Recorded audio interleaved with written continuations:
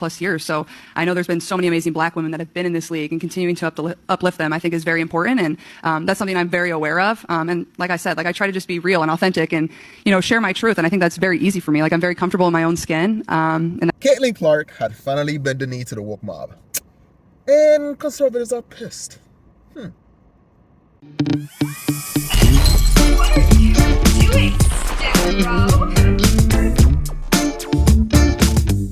Caitlin Clark, known as a basketball prodigy, she basically single-handedly saved the WNBA from losing money consistently before she got into the league and when she came out here and stuff like that, right? And the league started to make a profit.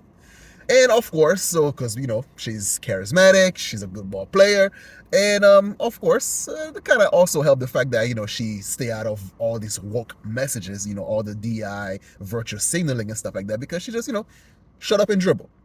And for a while now, while she's in the league, and she's been being bullied, and I'm talking about like all the foul that's been taking place. They just take that chick to the ringer, and it kind of take a toll on her. However, people were behind her, her fans, they were like, yeah, she's not breaking and blah, blah, blah. She's strong. Basically, they love this girl because she was a fighter and she was not bending the knee and all that stuff. Until this happened. Incredible positive feedback. That's what we've seen across the board. There's always going to be some negativity. And I feel like you have had to answer more questions than anybody about the intersectionality of race and gender and sexuality in sport, because of just who you are and you represent the growth of this thing. And even earlier today, Megyn Kelly, she was saying that you were apologizing for your white privilege and the fact that you wanted to uplift black female athletes and make sure that they were getting the shine, kind of like your pioneers were getting the shine that they deserved.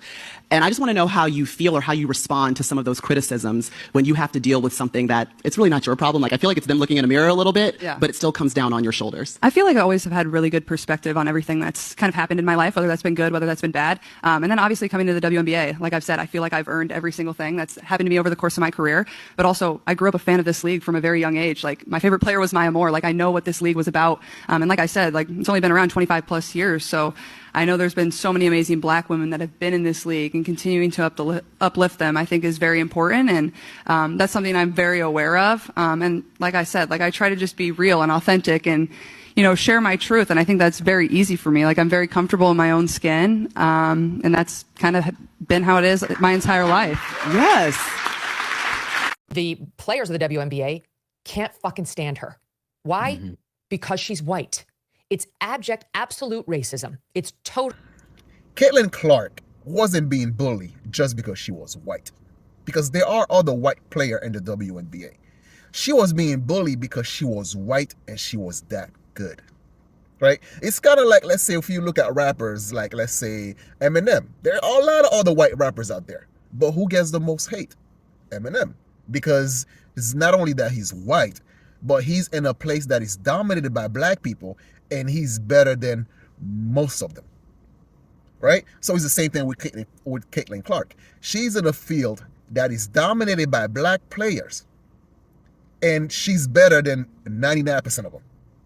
So of course you're going to have envy and jealousy. You're going to have people that want to take you down. And the fact that you're not even appealing to the message, to the woke mob, so that makes you even hate it even more. She feels the need to acknowledge her white privilege. Basically, she's sorry she's white. She feels really bad about it, though, so you should give her a pass. And then she makes a point of saying, the ones we really need to be celebrating are the black women on whose backs this league was built, which I have to tell you is so condescending. It really It's is. true that most of these black women have been bullying her and want her to understand it's their league. Hello, you don't own the league. Blacks don't own the league, just like whites don't own tennis or golf. Nobody owns the league. This is America. Anybody can play if they're good enough. And for those of you who's looking at it like, oh, well, she should have stayed strong. You don't know what, you're not in that field, man. You don't know what the hell this girl going through. Like the social alienations, like she has to be by herself in the locker room and all of the stuff that may be taking place. Yeah, as a fan, you love the fact that like she's a fighter, but over time, that's going to take a toll on anybody. So I'm not surprised that she decided to be like, you know what? Fine, I'm going to kiss your ass. So you guys can just take it easy on me and stuff. It's put it this way, right? Put it this way. Let's say you are Denzel Washington. Every time Denzel Washington get a Grammy, first thing he does, he just thanks his wife. I want to take this opportunity to thank God, and I want to thank my wife. Why do I sound like Obama? But anyway, my whole point is this. Denzel Washington still would have been Denzel Washington with or without his wife.